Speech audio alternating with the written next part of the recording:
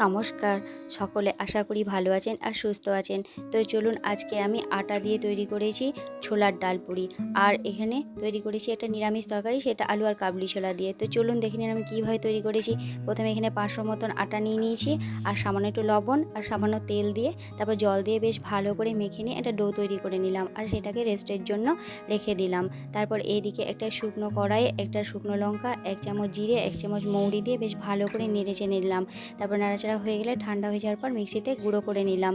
তারপর এখানে ছোলার ডাল আগে থেকে আমি প্রেসার করে সেদ্ধ করে নিয়েছি, তবে একটু বেশি সেদ্ধ হয়ে গেছে, আপনারা এর থেকে একটু কম সেদ্ধ করবেন, তাহলে বেশ ভালো ঝরঝরে হবে।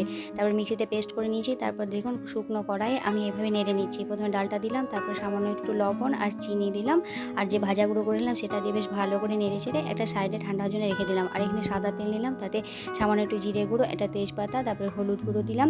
তারপর এখানে অল্প একটু টমেটো কুচি আর সামান্য একটু লবণ দিলাম। তারপর ঢাকনা দিয়ে ঢেকে রাখলাম টমেটোগুলো নরম হওয়ার জন্য।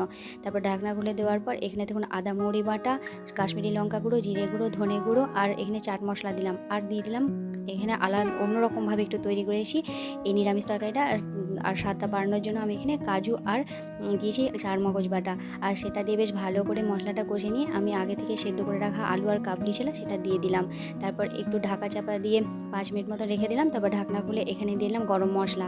তারপরে দিয়ে দিলাম অল্প একটু কাসুরি মেথি, আর নামাবার আগে একটু সামান্য ঘি দিয়ে আমি তরকারিটা নামিয়ে সাইডে রেখে দিলাম। তারপর এখানে দেখুন আমি ডো থেকে লেচি কেটে নিয়েছি।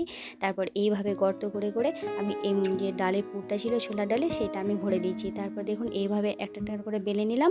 তারপর বেলে নিয়ে আমি সাদা তেল দিয়ে সাদা দিলে ভালো করে মেঝেভাবে ভেজে নেবেন। দেখুন কি সুন্দর ফুলকো ফুলকো আমার লুচিগুলো হয়েছে। তো আপনারা নিরামিষ দিনে এইভাবে নিরামিষ আলু দিয়ে কাবলি ছোলার তরকারি আর এইভাবে ডাল পুরি তৈরি করবেন। আর আমার এই রেসিপিটি যদি ভালো লেগে থাকে অবশ্যই লাইক শেয়ার করে দেবেন, আর আমার চ্যানেলটিকে সাবস্ক্রাইব করে দেবেন, পাশে থাকা বেল আইকনটি প্রেস করে দেবেন, তাহলে নিত্য নতুন রেসিপি আপনাদের কাছে শেয়ার করব। ধন্যবাদ সবাইকে।